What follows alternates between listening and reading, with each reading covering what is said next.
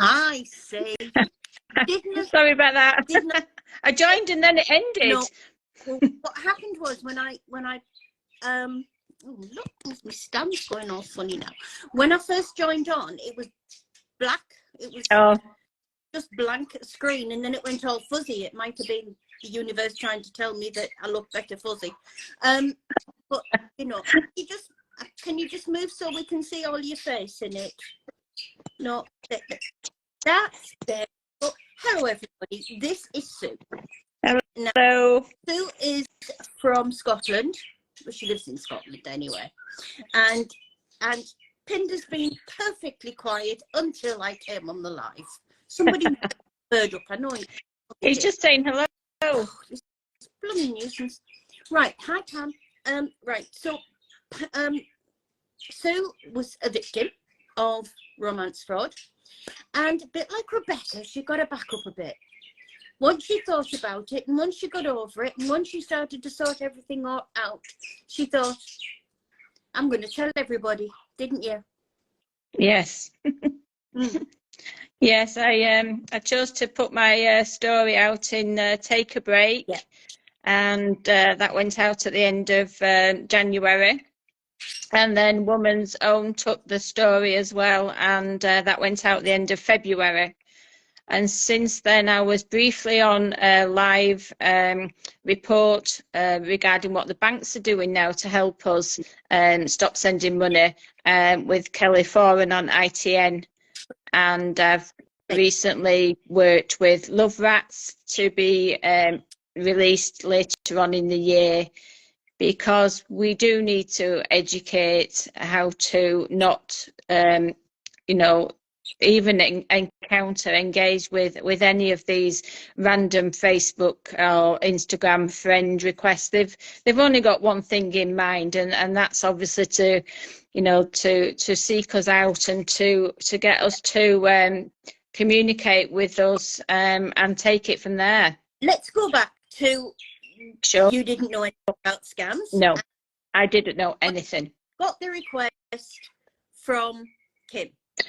Yeah, Kim came through on a Facebook Messenger, and because I was on a public page relating to Scottish scenery and I'd posted some photos of the area that I lived in, I just got you know, what I thought was an innocent friend request from him with a message attached to it that he was interested in my photos and coming to Scotland. He lived in New Jersey. He was an oil rig worker, a maintenance contractor, but initially it was, you know, just yes, I'll gladly talk you through my photos and suggest some places where you can go and visit when you come to Scotland. Because where you live, it's beautiful. It's a place where Sue lives, and I know the area extremely well, and really where Sue lives, there are a lot of American tourists. So the idea of somebody coming over and being interested in our pictures was quite normal. It was quite believable, shall we say so? Yeah, it was very believable. How did it go after that? That was, you know, that was just a couple of messages, and then I didn't hear anything from him the next day. But then the following day to that, messages and a phone call, which was out of the blue, totally unexpected. And we just carried on the conversation that, you know, basically was just about our day and getting to know each other a little bit more. So it was quite quick, but you know, we were still talking about Scotland with just a few things thrown in about ourselves. And it was quite easy for me. I've always been a people's person, always worked in customer service, etc. So to feel like I was helping somebody, just giving some general information, you know, that would be me with anybody. And people around the world don't realise that I'm Northern and you're Scottish. We talk. we talk. And, you know, it's a Northern thing. Scotland is, you know, just over the border from me, just up here. But we do talk. We're not shy people. We are very friendly people, and we talk. And so if somebody talks to us, you talk back. Yeah. Yeah. So where did he take you? Was it WhatsApp? Was it? Well, the conversations were on Messenger for about a week. During the course of the week, we chatted about his day at work, a brief video of him at the office, what he did during his day briefly, you know, on the phone with contracts. He was getting a new contract that he was, I think, like the following week that came about that he was going to fly out the following day to the Gulf of Mexico from New Jersey.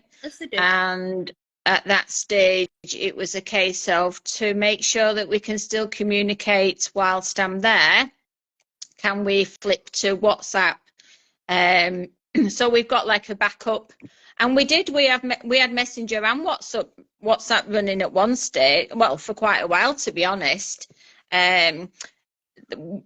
The timing of his flight and the distance, the difference in time between us, I got a picture of him sat in his lounge with a glass of wine, you know, before he went to sleep, before he made the flight.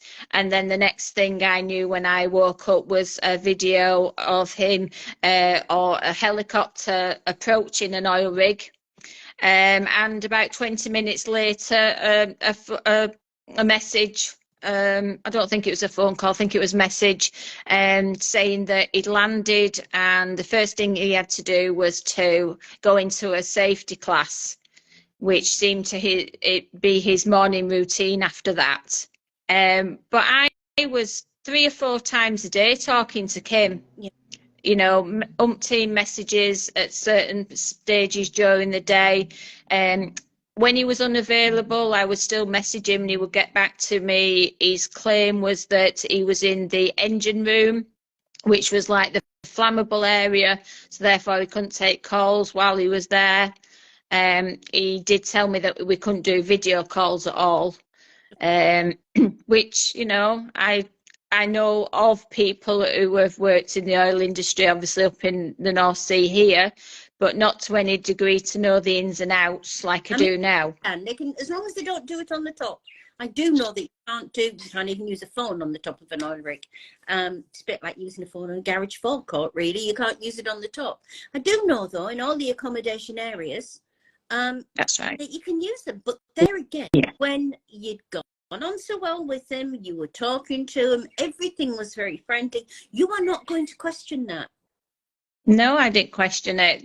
The amount of communication I was having was enough with him, basically.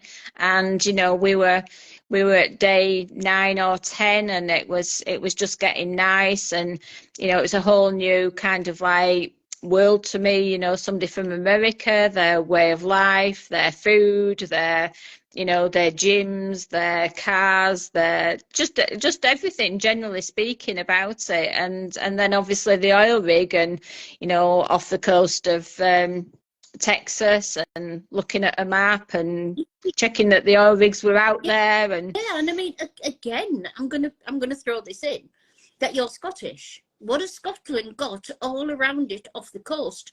Oil rigs. So it's not like they're not an exotic thing to us. I live in an oil rig town. We build them here. We redo them here. Scotland's full of oil rigs. So it's not like it's an unusual job for us. It's a job that we were just taking our stride and being on an oil rig, you know. So at what point did he start to mention any money? Was it?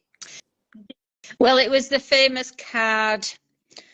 The day after he arrived, he'd unpacked and found that he hadn't packed the card that ran the computer for his program.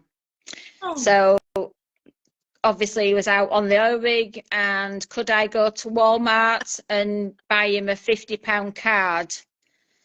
Which, you know, again, unknown to me, this is what they did. This was the tester for, you know, whether you would join in with them and go along with them. So I went to buy him a £50 Google card and did the famous scratching off the back, the numbers, and sent the photograph on WhatsApp. And then he was away with his work, which, to me was kind of like, you know, me helping him. We've been getting along. I was happy to just do that for him, basically, knowing that he was in the middle of the Gulf of Mexico. Quid. It wasn't. They didn't start off big. They started off No. nice, little, gentle. Oh dear, I need this, but it's not much. Yeah. You know. Yeah. So after that. I think we went into a bit of a routine for about a week.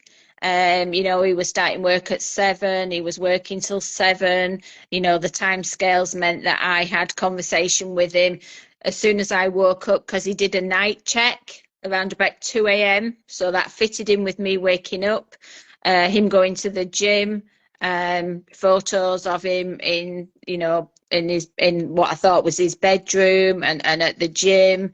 And obviously, you know, as we get along and into it, you know, you'll all know the outcome, that they were stolen photos.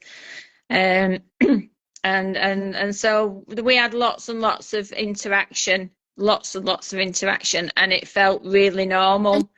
As well at this point as well, so just because the people won't know who the man was.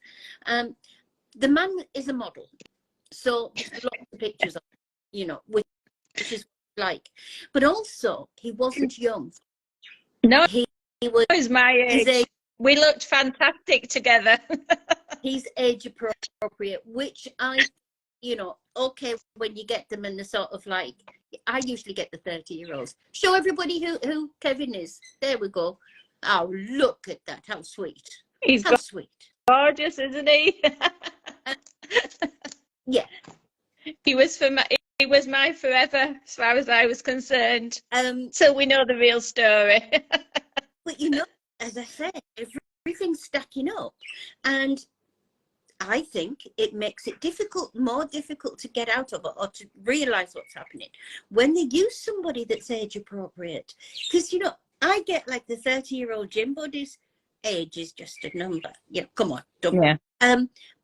But you know, when they use people who, if you met them in real life, it would be the right age. Yeah, and you're like, whoa. Oh, gay. Is he gay?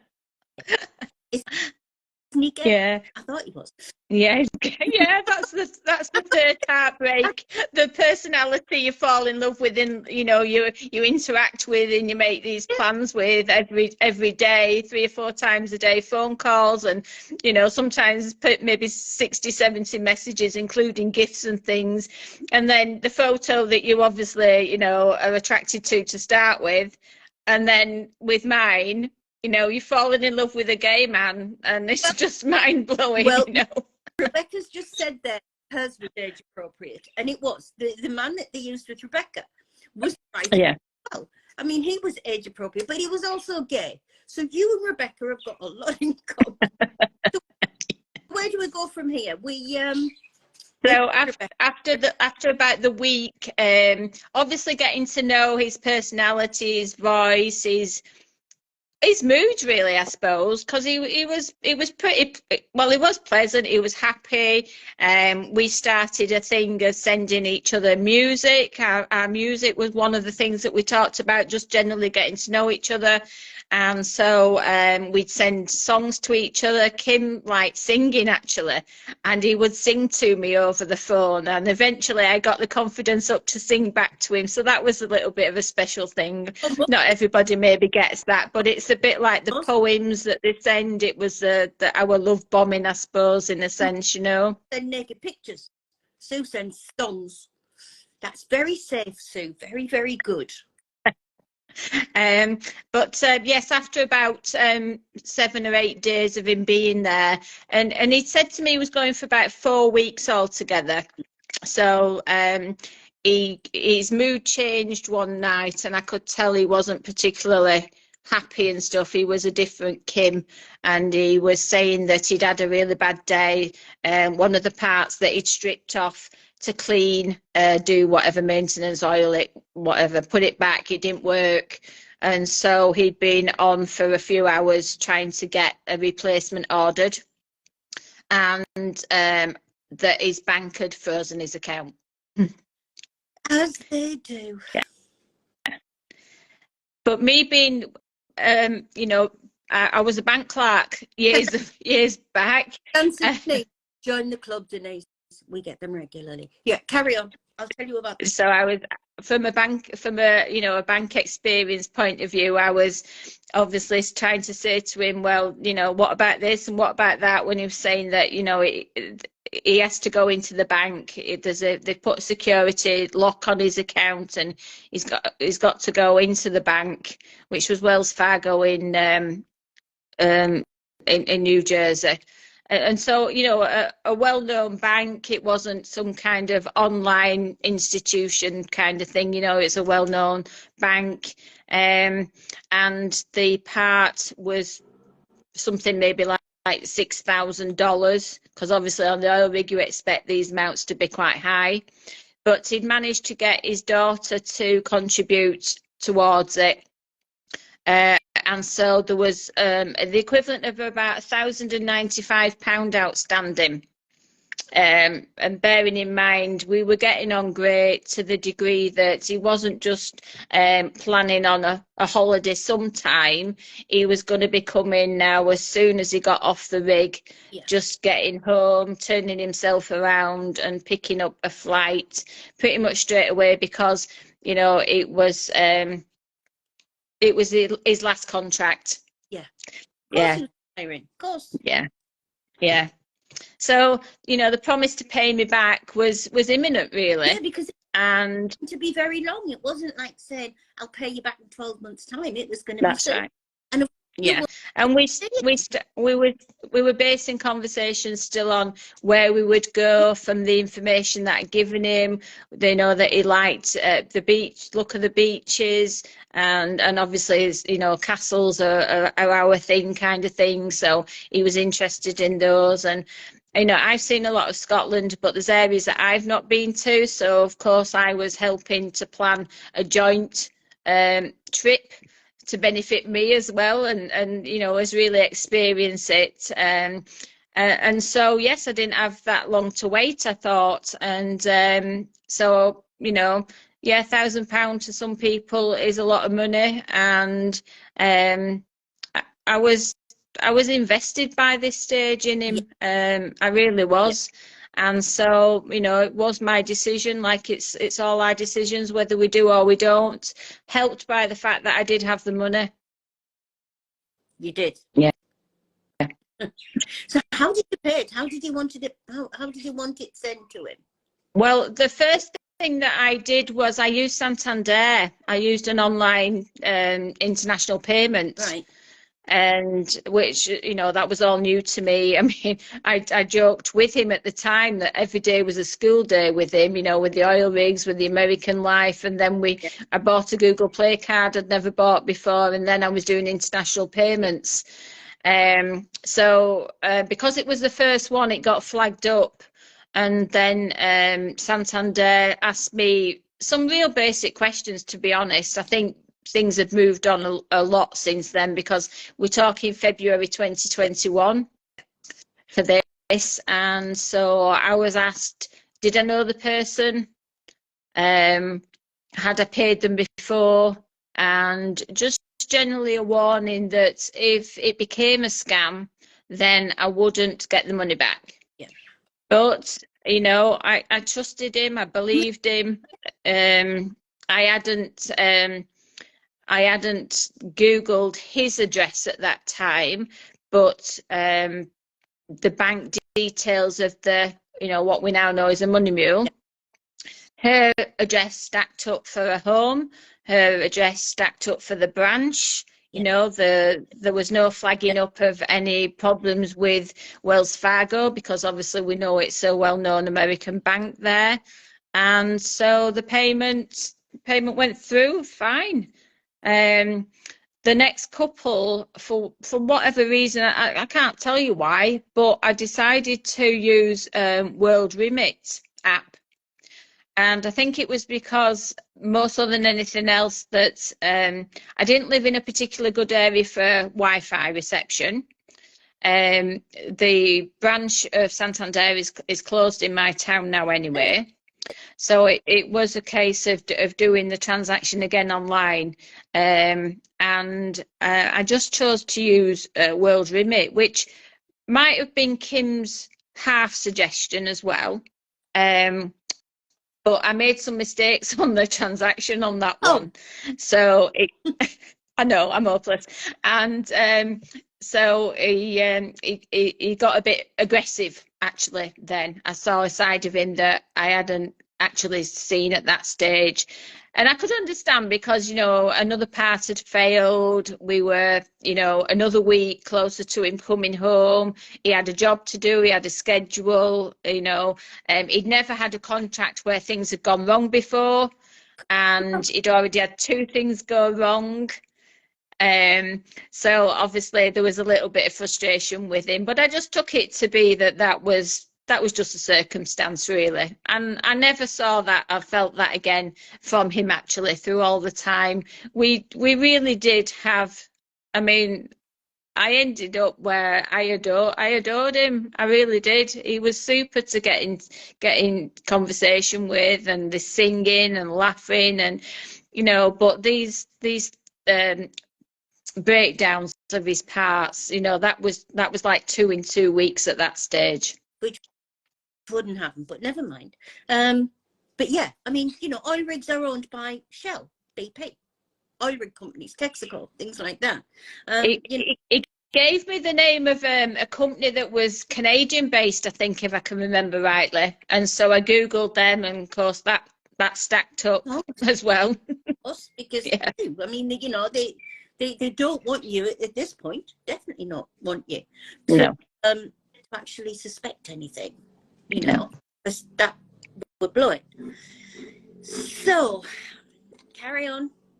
Obviously wasn't ready to come home when you thought he was ready to come home. No, after this part failed, we were a few days before he was due to come home, or we got to the stage where he was a day before due to come home.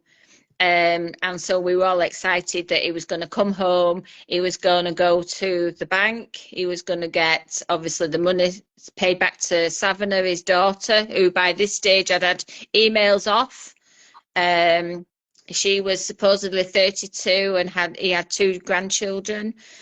Jason and Alexa, they were like 3 and 6, and I got a photo of all 3 of them, not together, but you know, one of a lady, and she was actually in American US colours, army based. She was supposedly a peacekeeper who was supposedly out in Afghanistan, having left her children at home with her son who didn't work, but that kind of stacked up as well, that he was the house husband. But yeah, so Kim was due to come home, and so we were getting quite excited that we could get him home, we could get the money paid back, and then he would be able to book a flight. But on the day that he was due to come home, the weather was bad and the helicopter couldn't fly. So that delayed the excitement a little bit. So the following day came, and I woke up to a video of absolute carnage on an oil rig.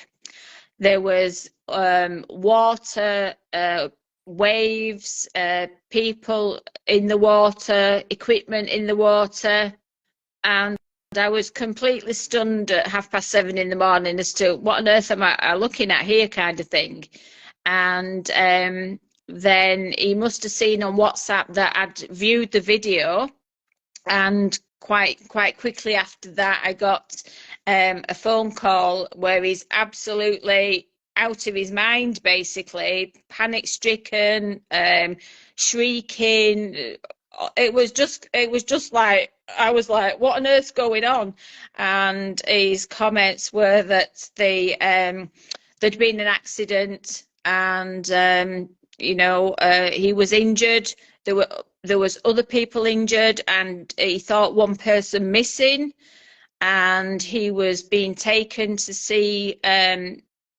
He was being taken with a nurse to wait for a doctor. His leg was really hurting him. He was injured. he'd damaged his phone. He was hoping that we would be able to still, you know, talk, but he didn't really know what was happening. So he'd get his assistant to ring me. So about 20 minutes later, I'm thinking of Savannah, his daughter, and thinking about letting her know. And then I get another phone call off, you know, another male voice. You know, madam, you've got to help Kim. He's really injured. He's in pain. They've taken him. He's got metal fragments in his legs. He's going to need an operation. Richard, that morning, they haven't given you time to think about that. You've woke up and you've got the panic of the on the oil rig. I mean, your brain's not going to think, now this must be on the news if this is true. You're not going to think that. And they got you at a time of day. Go on. They got you at a time of day when you would be not thinking straight. Yeah. So I was just like, you know, waiting then, and eventually Kim, the guy had actually said it's going to cost £6,500 for his operation. The doctor has seen him, and you know, his right leg is needing an operation, and we'll get Kim to ring you, you know, as soon as he can. But you know, you need to help him. So bearing in mind, I already knew that the account was blocked. I'd already paid 1,095, and I think 3,000 was the second payment that we didn't really talk about, but had happened. We were now looking at 6,500. But me being me, I'm like, you're a businessman, you've not got, you know, any kind of one medical insurance for America, because we know what American health services is like over here. And stitches. So, you know. So I was challenging him about that then as a businessman, you know, like obviously what had happened. Was he liable? You know, he actually told me that this man that was missing was dead. And the man at the side of him was in a coma. And so it was really dramatic, you know, but having seen a video to that extent, it seemed to marry up, you know. But waiting for news, you know, was difficult. And so I took myself out on the day. And this was me that particular day, actually upset, not knowing what to do apart from wanting to run to him, basically. And that was how I was with him, basically, from within 3 months we were at, near enough, I think, at this stage. And so, you know, the same process with the payment. I was thinking, oh well, this will go to you know, somebody like a doctor. I'll be able to get direct confirmation with them. I'll get emails, receipts and things like that. But no, that didn't actually happen. The best way for the money to go was again through the money mule, who, you know, this lady called Anita Goek. She was supposedly the parts distributor for the oil rig industry as such, and challenging Kim about that. She was an old family friend in a sense, because the history of him and this involvement in oil rigs was that his father was in the industry before him. So even though I was challenging, I was getting information to back it up and to make it, you know, believable as such. But 6,500 was obviously a biggie. But yeah, I was invested, you know. I had the money still. I had money from a house sale, unfortunately. And obviously, you know, by this stage, we'd actually spoken about him not just coming to to Scotland for a holiday, that he'd fallen for me, and I felt the same. And so his plans were that he was going to retire here in Scotland. He would take the 90 days that was on his visa, for us to really get to know each other and be in each other's space. But we both kind of like didn't have any reason to believe that we wouldn't be comfortable with each other, because how we interacted, you know, so much during the course of the day. There was always a good morning, either messages or phone calls. Kim didn't send me these poems. You know, like we now know that they copy and paste and stuff to any degree. There might have been an odd couple where I thought, my God, how quick have you typed that kind of thing? But, you know, from my point of view, sometimes I'd come to the phone and he was already online, and I thought, well, maybe he was typing that whilst I was in the kitchen hearing, you know, the phone. Just general. I had no idea, Ruth. I had no idea what was coming at all. Why would you at that point? Why would you? Because, you know, I go back to what I always say, and that Rebecca's sending you a hug because you're... Oh, thank you. But, you know, like we always say, they control you because they are controlling your... And there's Julie. See, everybody's relating to it. They control you because they control your every minute. Even when they're not talking to you on the phone, you're thinking about them. So, well, yes, because, you know, I obviously and everybody's daily life is happening around it. So if you work or you're out with friends or you're due home at a certain time or you go to visit a neighbour at a certain time or a certain day, you know, he was referring to the fact that it's your work day today. You know, let me know when you're home safe. And to be, you know, to be honest, and it may sound really sad, he's the first person at 56 years that's ever done that with me, and I loved it. Yeah. To the degree that, you know, there'd be messages waiting when I came out of my work, you know, and we got to do things like, you know, he would ring me knowing that I was at work, so that I had missed calls on my phone for when I came out of work that said, I'm thinking about you, even though I know I can't talk to you. And we did things like that, and like you said, it's beautiful here. So, you know, there was evenings where I took myself out to watch the sunset with him on the phone, taking photos to send to him, you know, recording the sound of the waves, and just basically starting to make memories together. Yeah, I mean, when I was in Helensburgh, I used to go down, you know, where the submarines come past and where the house thing is. I used to go down there, and it's beautiful. It's just, it's so beautiful. You can't describe people. How did you come to realise? Well, after he got well, because there was a period of time that was realistically rehabilitation for him. So it kind of, you know, he was 2 weeks laid up in the bed, missing the gym, getting a bit tetchy that he wasn't working and all that kind of stuff, and eventually got back to work. And there was just more and more problems. So eventually the payments were probably between 7 and 9 in total. And there was a period of time, I can't really tell you when, but it did switch in my mind to, you know, I'm helping you, to I need you home because I need my money back. Yes. Oh, but no, you know, Rebecca's just gone up another area. She likes Scotland. Rebecca's in. Yeah, and you see, this is what happened with Rebecca as well. She got to the stage where she couldn't cut it off because she wanted her money back. Yeah. I mean, I adored him, but there was just that switch, you know. There was no less communication between us. You know, there was little pictures of him making little signs to me, and, you know, obviously these fake photos, knowing that it was Kevin holding a book because he's a book cover model.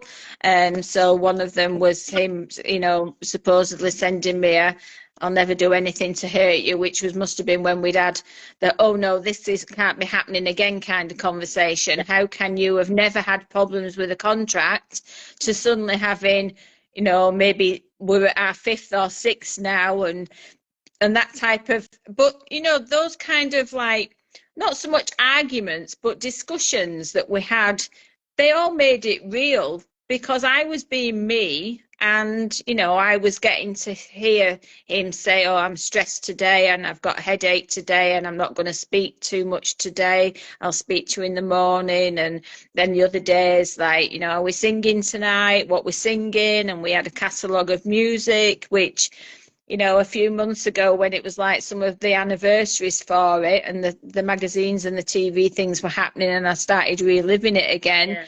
You know, we're quite heartbreaking to some degree, but great songs as well. So, you know, they're there in my catalogue now, and even though they relate to him, they're still great songs. But so there's so much that goes into these, you know, contacts with these scammers. It is. It's all right. We just have to join in. I don't want. It's so different for everybody. I'm sure, you know, that I understand anybody who's on here today who, you know, either doesn't agree with me because of the personality of their scammer and maybe how you are yourself. But for me, he was just going to be my life.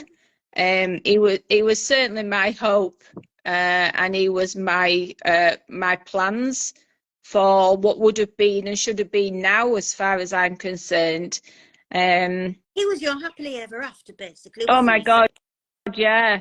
And, you know, sometimes, you know, like you said, you get the younger people and you start to think, you know, why are you interested in me? And I'm not blowing my own trumpet, but when I look at us, you know, I think we look quite a good match, really. I wouldn't have, you know, I wouldn't have been thinking, you know, people are walking down the street thinking how she bagged him or whatever, because, you know, he was my age, and, you know, he dressed smartly, and I think I do, and, you know, and we got on so well. And so when did you realise? So if we go off, because we're on to 1:45, we get cut off after an hour. All right. Well, as time went on, then there was more money being promised. He disappeared after the £500, which he promised was the last payment. He disappeared for 2 weeks. So in that 2-week period, I had obviously panicked and cried and wondered if he'd had another accident, and because of the need to get the money back was becoming, you know, quite important, and the time is now 16 months instead of 4 weeks. I put pictures of what we now know as Kevin up on my Facebook page, and I've got a friend who's out in North Carolina who I told briefly, you know, this person, he lives in New Jersey, he's called Kim Toms. You know, can anybody help me, you know, find out about him or trace him? One of my friends locally, she took the photos and did the, you know, image search, reverse image searches, and some other checks that she did. And one of the photos, because they didn't all come back with hits, and I think we all need to be aware of that. They don't all come back with hits. You know, please do, you know, as many photograph checks as you've got. But one of them in particular was kind of like a newish one that he'd sent me, and it was actually Kevin had just done a modelling for Etsy. Yeah. And so it came back as a hit. But I was confused at the time because the owner it wasn't known, apart from the owner of the Etsy shop was the name that I had. Yeah. To start with, but I started to try and contact that person while my friend did some more checks, and eventually we got Kevin R. Davis come up on numerous things, and eventually found Kevin's Instagram page, which verified it, and that. So then Kim came back, but I'd already found out that he wasn't who he was, although when I told him, you know, basically said who's Kevin R. Davis, he was like, oh, I don't know what you mean. And I said, well, these pictures, they're not you, they belong to Kevin R. Davis. And he said, no, they are my pictures, he stole my pictures. Yeah, of course Kevin. So I kind of like played along a little bit after that. because he claimed that the reason why I hadn't heard from him was because he was in jail. And he'd got off the rig having paid the £500, the last payment to fix the job. And on the way through the airport, they got stopped, him and his assistant, and they'd both been stopped for drugs. The drugs had been found. Now, the contract had gone really badly with all these breakdowns, and he'd had lots of conversations, a lot of arguments with the superintendent on the rig. So Kim was claiming that the superintendent had planted these drugs. But I was like, this can't be happening to us, darling. You know, there's just no way. I can't believe you're having so much bad luck. And he said, well, there's an investigation going on, and I've not had my phone with me. That's why you've not heard from me. But I'm going to get a report in 48 hours. So they've allowed me to get my phone and ring you because I knew you'd be so worried. You know, I'm expecting a video call in the airport, you know, well before this stage. And anyway, the next day came, or the next 48 hours passed, and he said, I need £2,000 for bail. And I said, but you know there's no money. He'd asked me to sell my car by this stage. He'd asked me to lend money off a friend in the run up to, you know, the final payment as such. And so I'd already said there were no more money. The 500 was the last amount of money. I'd actually had one of the latter payments was through MoneyGram, and it got rejected by MoneyGram, and it was flagged up that the woman who I was sending the money to was being investigated. So that was even more reason for the alarm bells to be ringing. But he asked for this 2,000 for the bail, and it was like, no, you're going to have to take the jail, which he said was 200 days. So in our mind, he wasn't coming home then till like 18 months after he'd initially gone.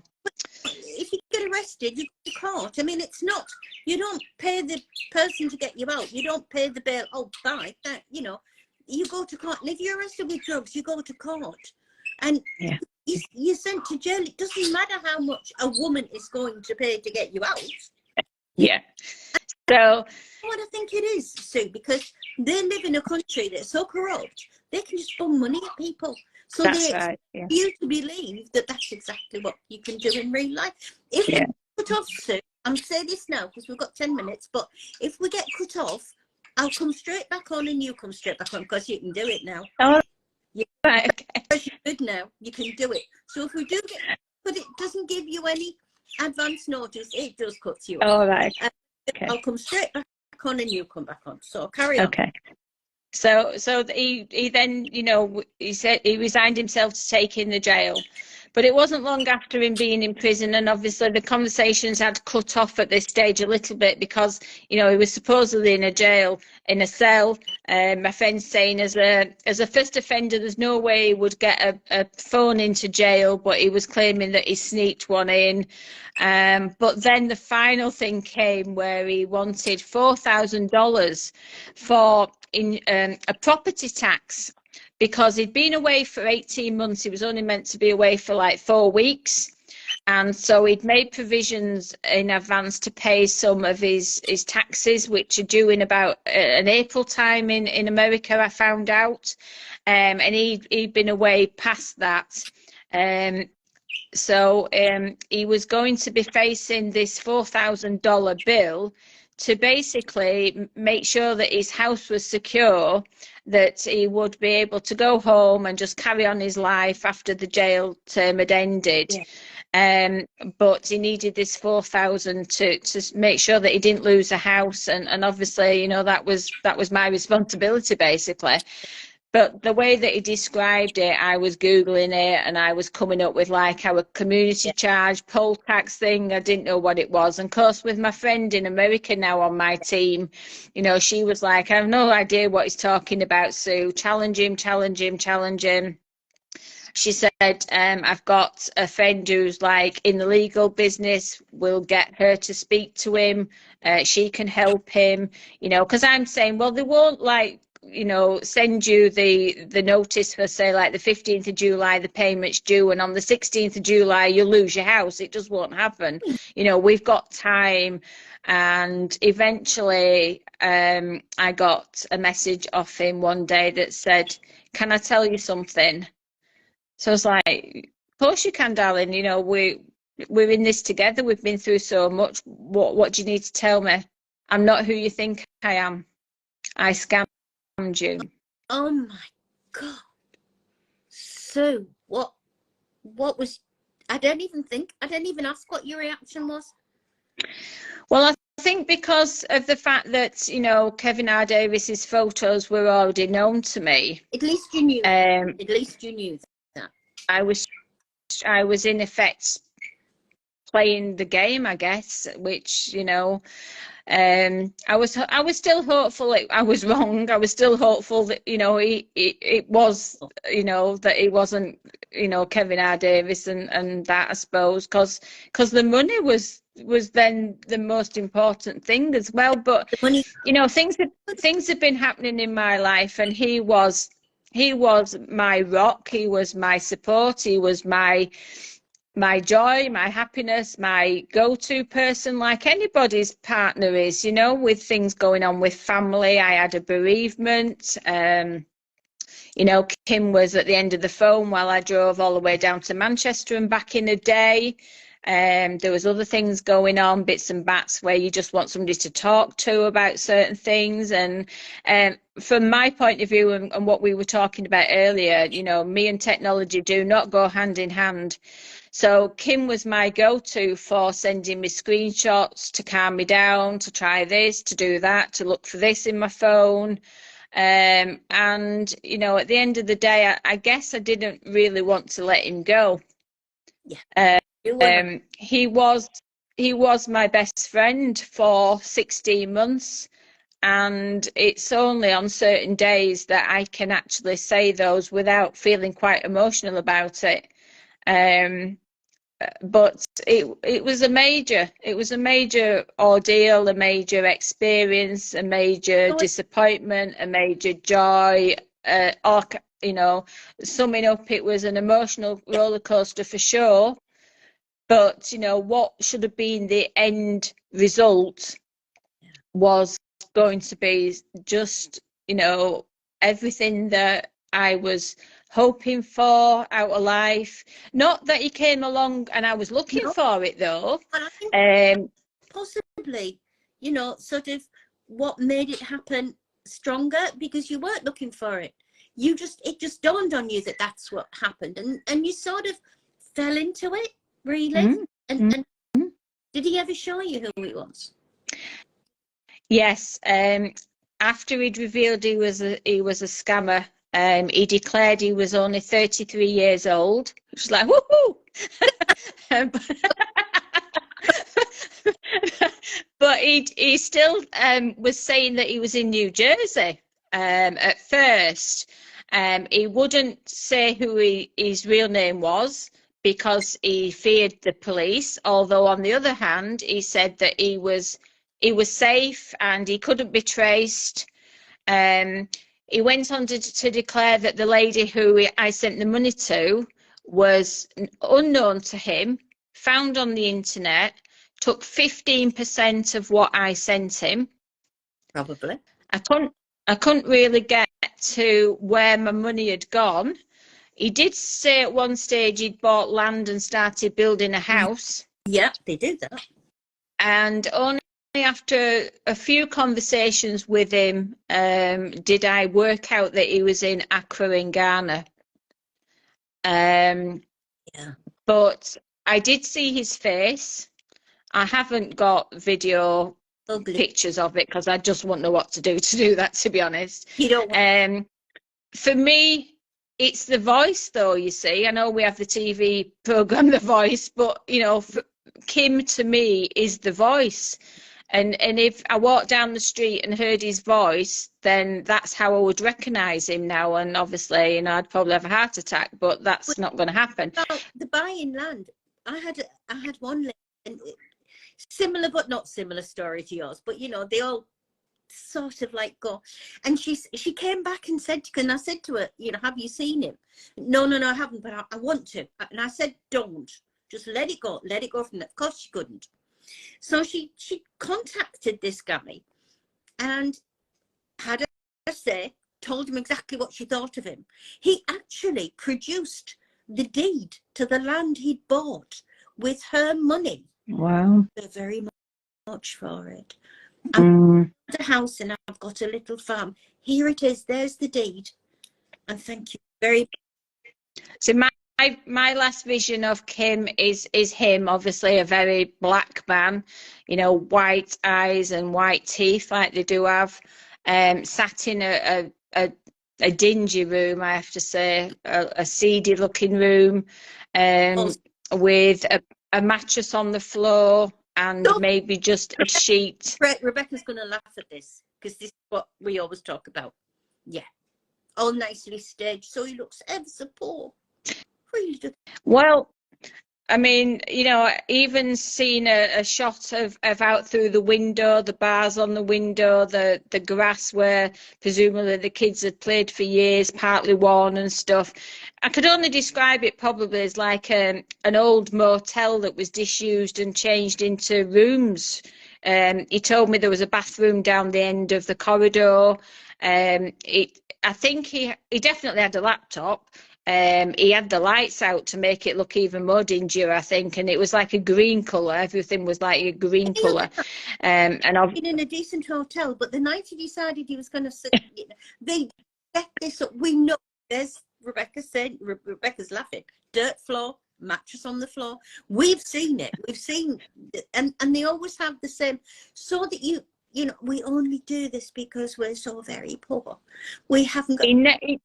He never claimed that. He never told me why he did it. I mean, as far as I was concerned, he was an intelligent guy, and you know, we had conversations about everything and anything basically. And you know, he told me that he was, I guess, the equivalent of our you know, higher education, A level kind of schooling. But just that, and he'd been a teacher or something, but it was all a little bit vague and stuff, you know. They can make more money scamming. You know, we've published a lot of articles where, you know, it's a big problem because they're coming out of universities and scam because they can make so much money. Yeah. Why would you want to be honest if you can make 10 times more every week?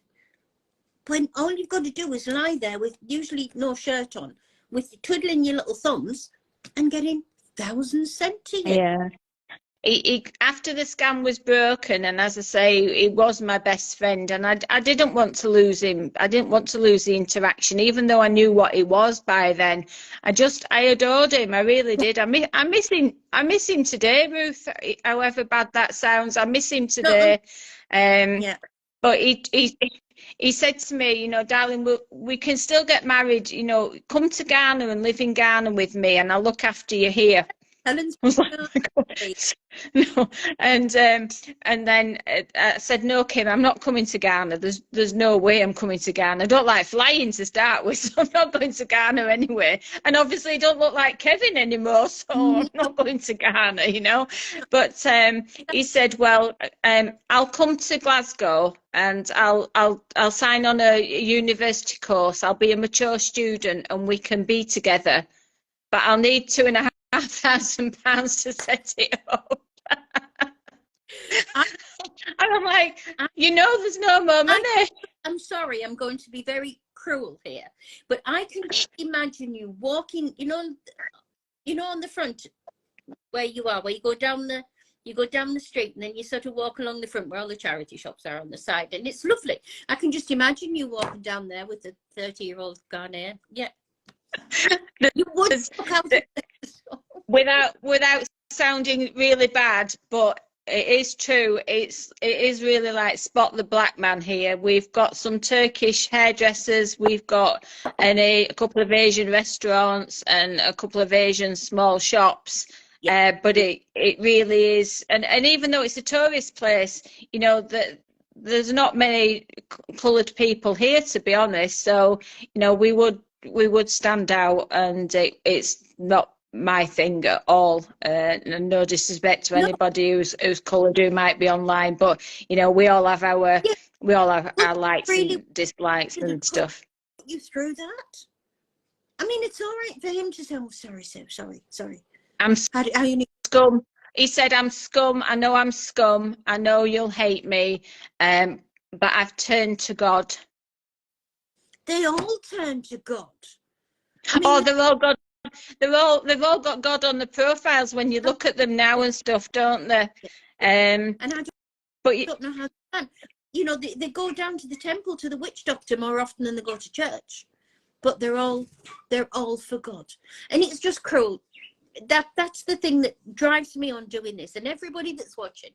And we've got Sophie and we've got Rebecca. Sophie's like me; she just knows about it, but we've never been victims. Rebecca was a victim, and you know, once you know about this, you can't turn your back on it because it's so awful. So the worst thing for me was, though, I joined Plenty of Fish, and I experienced between May and December 21 more scammers. You did. I have to say, you're a scammer man. I have to say that. Said that. I used to say it said mud on my face. Now it's yeah. I did say. But you know, so hence my speaking out against them, because you know, they've got the tools to do the job and they are everywhere, and you know, knowledge is a really good thing. And I took about 3 months out after the scam had ended, with Kim still interacting a little bit with me, just to see how big a thing it was, because you know, I do hold my hands up. I did not know about this stuff before I interacted with Kim on this scale that it is, and it's absolutely massive. And you know, these big companies are doing nothing to protect us, and certainly my bugbear with with Plenty of Fish. I felt like I was being the Plenty of Fish police at one stage. I was reporting that many profiles left, right and centre. You know, and they obviously do no due diligence before these profiles are made live. Oh, no. And it really is that we just